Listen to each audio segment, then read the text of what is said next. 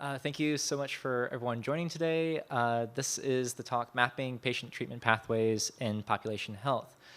Special note about this talk today is this is actually the work of Sanjay Landge, who is unfortunately unable to make it here today, so I'm presenting on his behalf as also his Google Summer of Code mentor for the 2024 to 2025 year. So this is the work of Jay. Quick note about Jay, just since he's not able to be here. He is a first-year bachelor's degree student in IIT Hyderabad, majoring in computer sciences and engineering, native of Maharashtra. And his research interests include high-performance computing, concurrency controls, and computational biomedicine. So a little bit of background about what is treatment pathways and what this notion is that a patient pathway tracks a sequence of treatments patients undergo beyond just drug usage statistics. These are things like a sort of event-based model or way of thinking around a patient's continuum of care as they interact with the health system, such as receiving diagnoses, prescriptions, so on and so forth. They help us analyze treatment patterns and adherence to clinical guidelines and drug distribution over time for not only singular individual patients, but also huge populations of patients. Oftentimes, patient pathways research is rooted in real-world data, such as electronic health records, patient medical claims, and disease registries.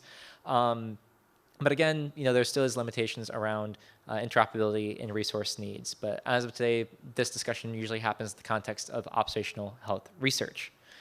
So to give a quick picture or diagram of what a treatment pathway can look like and how complicated it can be, this comes from the paper Treatment Patterns in R Package to Facilitate the Standardized Development and Analysis of Treatment Patterns Across Disease Domains by Dr. Aniek Marcus. So shown on the diagram, I'm not going to really emphasize every single part of the diagram, but rather just know on the left-hand side, we can define a variety of different eras and events taking place over time. There could be an era that might be event A, an era that's event B, and an event C.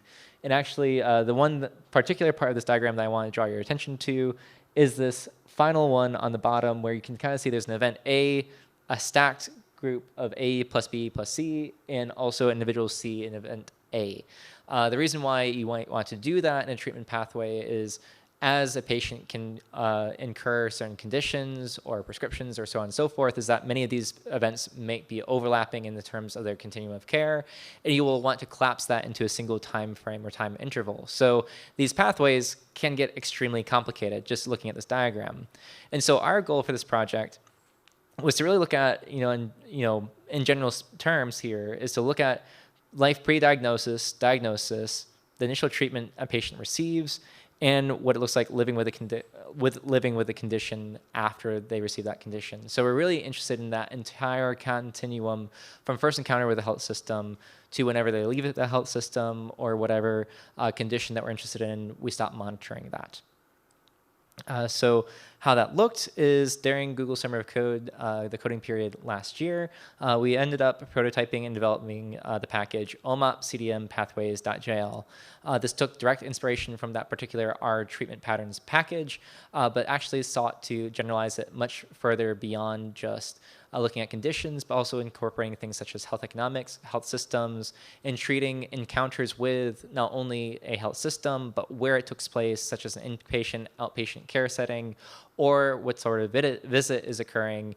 We can have that flexibility within OMOP CDM patient pathways. So our methodology here was in particular, I mentioned earlier that we were using these electronic health records and patient medical claims. We actually use this thing called the OMOP Common Data Model. I'll have a blown up picture of it on the top right. But the OMOP Common Data Model is a database schema that encapsulates and records the relations that exist between patient data coming from hospital systems, and it houses electronic health records and much more. Globally, the reason why I include that map in the bottom right is to say that this is actually quite a ubiquitous data model and is used by nearly 1 billion patients globally across different countries. In fact, a fun fact is that South Korea, for example, actually has standardized much of their medical health systems infrastructure on this particular database model. So it drives research in a variety of different domains, and there's a lot of reason to want to understand this. And patient pathways or understanding OMOP understanding patient pathways through the OMOP CDM data model is a very low piece of, very easy little piece of hanging fruit that we can easily incorporate on and develop further technologies for. This is the actual OMOP CDM database schema. Each of these white blocks here represents tables in our database schema where patient data is digested and processed and stored. And actually, this is it blown up entirely, where you can see not only are the tables, kind of obfuscated at this point. I wanted to emphasize this to show that now each of these squares not only includes the tables, they also include all the features for the tables. So this is actually an extremely complicated schema that tries its best to capture all these dynamics that we'd be interested in knowing about in a patient's care trajectory.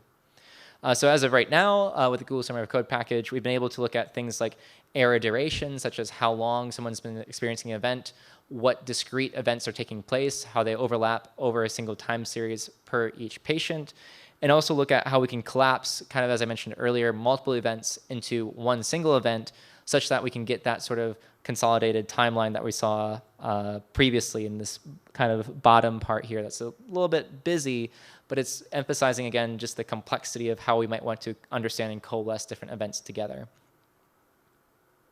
And so some future work here is that we want to continue implementing this package. Right now, we're very close to actually having a full means of extracting patient pathways per patient on an individual basis.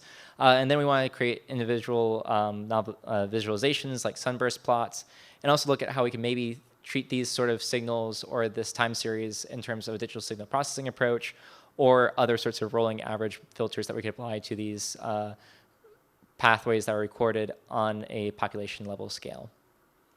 So thank you very much. And again, I just want to emphasize, Jay was the one unable to make it today, and he's the one responsible for the lion's share of this work here. So a huge thank you to Jay. So at this time, we'll take any questions.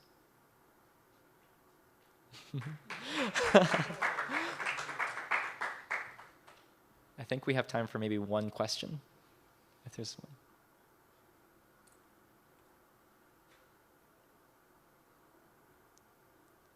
All right. If there's no questions, we can move on to the next talk,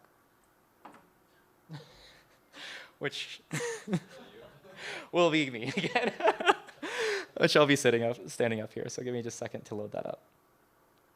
A second.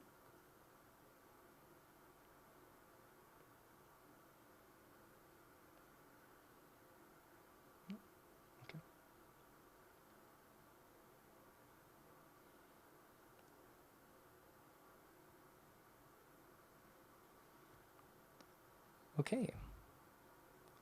Give me just a second here, everyone.